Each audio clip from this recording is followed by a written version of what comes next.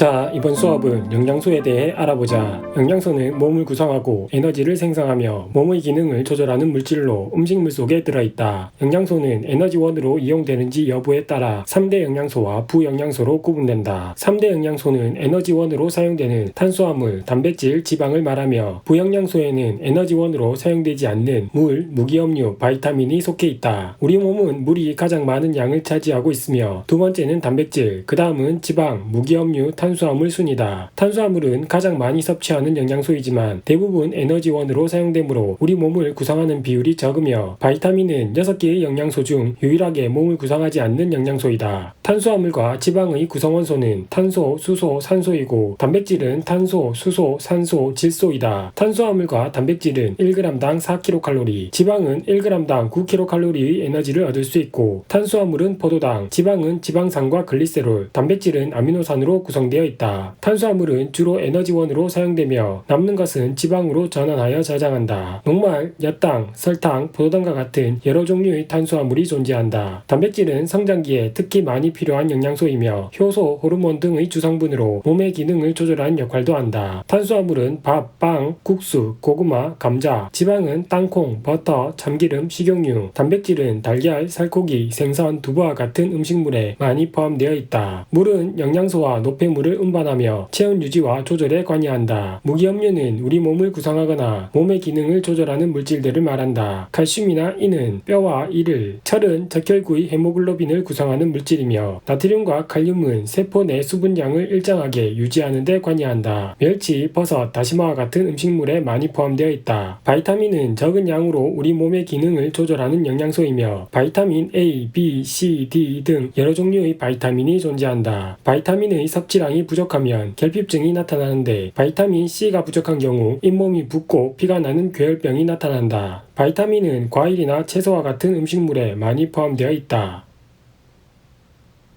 자, 이번 수업은 영양소를 검출하는 방법에 대해 알아보자. 음식물 속에 탄수화물의 한 종류인 녹말이 포함되어 있을 경우 아이오딘, 아이오디나칼륨을 떨어뜨리면 청람색으로 변하며 포도당은 베네딕트 용액과 반응하여 황적색으로 변한다. 지방에 수단3 용액을 떨어뜨리면 선홍색으로 변하고 단백질은 뷰렌 용액과 반응하여 보라색으로 변한다. 포도당과 베네딕트의 반응은 상온에서는 잘 일어나지 않기 때문에 가열을 해야 빠르게 색깔 변화를 확인할 수 있으며 베네딕트 용액은 포도당뿐 아니라 엿당, 과당과 같은 탄수화물의 검출에도 이용할 수 있다. 뷰렌 용액은 5% 수산나트륨 수용액과 1% 황산구리 수용액의 혼합물을 말한다. 다음은 영양소 검출 실험에 대해 알아보자. 4개의 시험관을 준비하고 음식물을 넣은 후 A 시험관에는 아이오딘, 아이오디나칼륨 용액을 떨어뜨리고 B에는 베네딕트 용액을 떨어뜨린 후 가열하고 C에는 수단3 용액, D에는 뷰렌 용액을 떨어뜨린 후 색깔 변화를 관찰한다. 쌀 음료수를 음식물로 각 시험관에 넣었을 경우는 A 시험관은 청람색, B 시험관은 황적색으로 변하고 C와 D 시험관은 색깔 변화가 나타나지 않았고 식용유를 음식물로 넣은 경우는 C 시험관만 선홍색으로 변했으며 우유를 음식물로 넣었을 경우는 A 시험관을 제외하고 나머지 시험관에서 모두 색변화가 나타났다. 이 실험을 통해 쌀 음료수에는 녹말과 당분이, 식용유에는 지방이, 우유에는 당분과 단백질, 지방이 들어있다는 사실을 확인할 수 있다.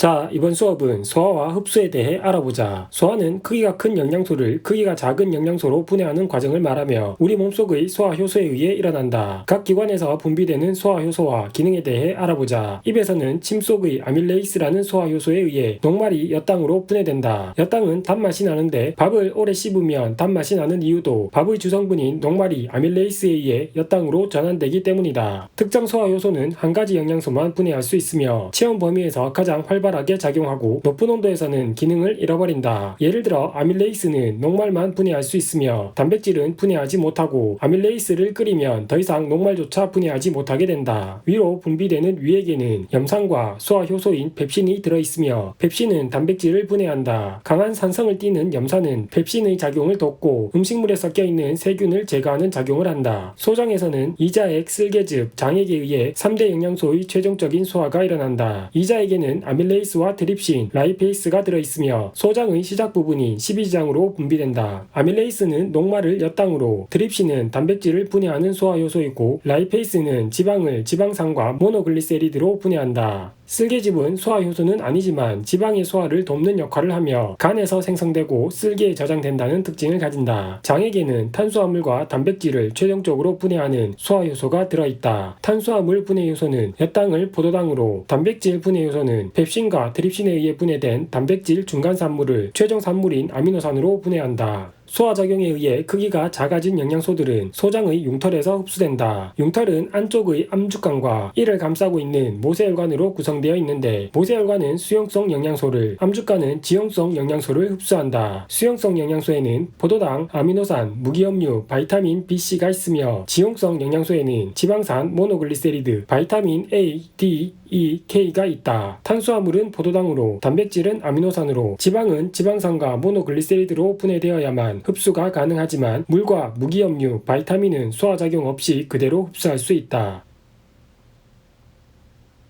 자, 이번 수업은 혈액과 혈관에 대해 알아보자. 혈액은 액체 성분인 혈장과 세포 성분인 혈구로 구성되어 있으며 혈구는 다시 적혈구, 백혈구, 혈소판으로 구분된다.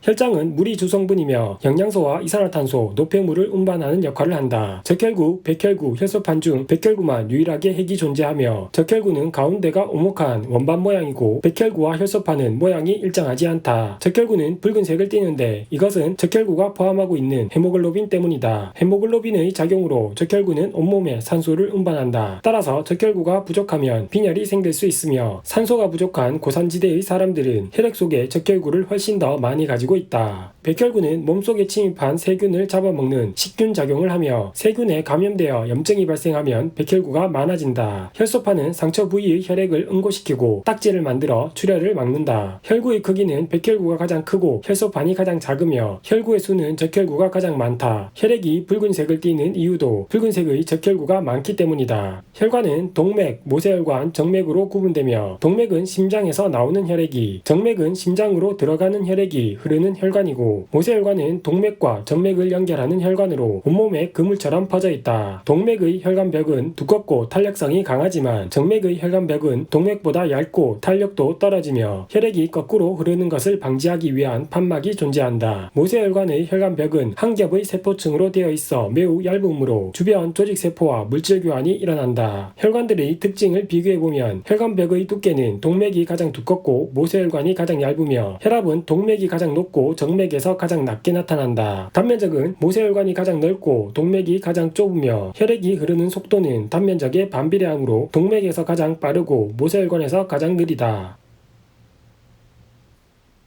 자, 이번 수업은 심장의 구조와 혈액순환에 대해 알아보자. 사람의 심장은 두 개의 심방과 두 개의 심실, 판막으로 구성되어 있다. 심방은 혈액이 들어오는 곳으로 정맥과 연결되어 있으며 심실은 혈액이 나가는 곳으로 동맥과 연결되어 있고 판막은 혈액이 거꾸로 흐르는 것을 막는다. 심장의 위쪽에는 우심방과 좌심방이, 아래쪽에는 우심실과 좌심실이 위치하고 있다. 우심방에는 온몸을 돌고 들어오는 혈액이 흐르는 대정맥이 연결되어 있고 좌심방에는 폐를 돌고 들어오는 폐정맥이 연결되어 있으며 우심실에는 폐를 향해 나가는 혈관인 폐동맥이, 좌심실에는 온몸을 향해 나가는 혈관인 대동맥이 연결되어 있다.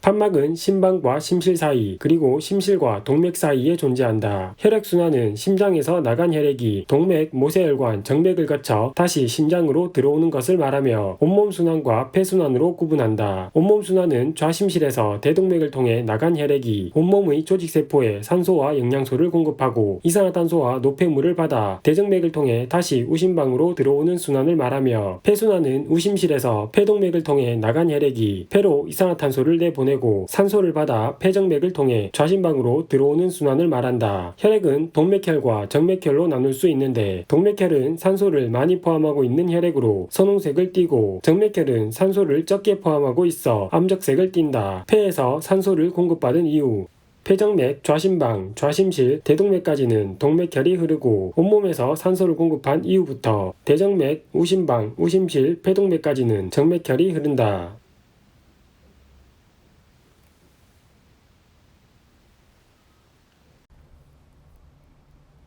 자, 이번 수업은 호흡계와 호흡 운동에 대해 알아보자. 호흡계는 숨을 쉬면서 산소를 흡수하고 이산화탄소는 배출하는 기능을 담당하며 코, 기관, 기관지, 폐 등의 호흡기관으로 구성되어 있다. 갈비뼈와 가로막으로 둘러싸인 흉곽에 위치한 폐는 수많은 폐포로 이루어져 있어 공기와 닿는 표면적이 매우 넓으므로 효율적인 기체교환이 일어날 수 있다. 들숨은 들이쉬는 숨을, 날숨은 내쉬는 숨을 말한다. 들숨은 바깥 공기를 구성하는 기체와 거의 같은 비율을 가지며 날숨은 들숨에 비해 산소는 적어지고 이산화탄소는 많아지지만 들숨과 마찬가지로 날숨에서도 산소가 이산화탄소보다 더 많다는 사실을 기억해 두어야 한다. 폐는 근육이 없어 스스로 커지거나 작아지지 못하므로 폐를 둘러싸고 있는 갈비뼈와 가로막의 움직임에 의해 호흡 운동이 일어난다.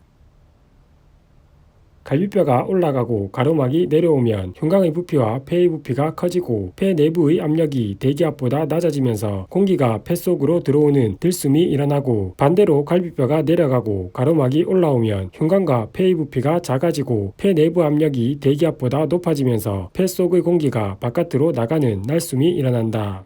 기체교환은 농도 차이에 의한 확산에 의해 농도가 높은 쪽에서 낮은 쪽으로 기체가 이동한다. 폐의 폐포와 온몸의 조직세포는 모세혈관이 둘러싸고 있으며 모세혈관에 혈액이 흐르면서 기체교환이 일어난다. 산소는 폐포에서 모세혈관으로, 모세혈관에서 조직세포 쪽으로 이동하고 이산화탄소는 조직세포에서 모세혈관, 모세혈관에서 폐포 쪽으로 이동한다. 따라서 폐를 지나는 혈액은 산소 농도가 높아지고 이산화탄소의 농도는 낮아지면서 동맥혈이 되고, 조직세포를 지나는 혈액은 산소 농도가 낮아지고 이산화탄소의 농도는 높아지면서 정맥혈로 변한다.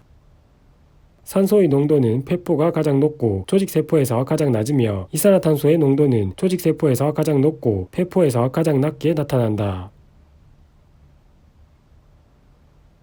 자, 이번 수업은 배설계에 대해 알아보자. 세포에서 생명활동에 필요한 에너지를 얻기 위해 탄수화물, 지방, 단백질과 같은 영양소를 분해하는 과정에서 물과 이산화탄소가 공통적으로 생성되며 질소를 포함하고 있는 단백질이 분해될 때는 암모니아도 같이 만들어진다. 이렇게 생성되는 물, 이산화탄소, 암모니아와 같은 물질을 노폐물이라고 하며, 노폐물을 몸 밖으로 내보내는 과정을 배설이라고 한다. 물은 날숨과 오줌을 통해 몸 밖으로 나가고 이산화탄소는 날숨을 통해, 독성이 강한 암모니아는 간에서 요소로 바뀐 후 오줌으로 배설된다. 배설계는 콩팥, 오줌관, 방광, 요도 등으로 구성되어 있으며 콩팥은 다시 겉질과 속질, 콩팥 깔때기로 구분된다. 콩팥 겉질과 속질에는 모세혈관이 실뭉치처럼 뭉쳐있는 사구체와 사구체를 둘러싸고 있는 주머니 모양의 보먼주머니, 그리고 보먼주머니에 연결된 가늘고 긴 관인 세뇨관이 위치하고 있으며 세뇨관은 모세혈관으로 둘러싸여 있다. 사구체, 보먼주머니, 세뇨관을 합쳐 네프론이라고 하며 콩팥에는 이런 네프론이 약 100만 개 정도가 존재한다. 오줌은 네프론 에서 여과, 재흡수, 분비 과정을 거쳐 만들어진다. 여과는 사구체에서 보먼주머니로 물질이 이동하는 현상을 말하며 물, 요소, 포도당, 아미노산, 무기염료와 같은 크기가 작은 물질들이 이동하고 혈구와 단백질처럼 크기가 큰 물질들은 여과되지 않는다. 재흡수는 우리 몸에 필요한 물질들이 세뇨관에서 모세혈관으로 이동하는 현상을 말하며 포도당과 아미노산은 모두 재흡수되고 물과 무기염료는 필요한 만큼만 재흡수가 일어난다. 분비는 여과되지 않은 노폐물이 모세혈관에서 세뇨관으로 이동하는 현상을 말한다.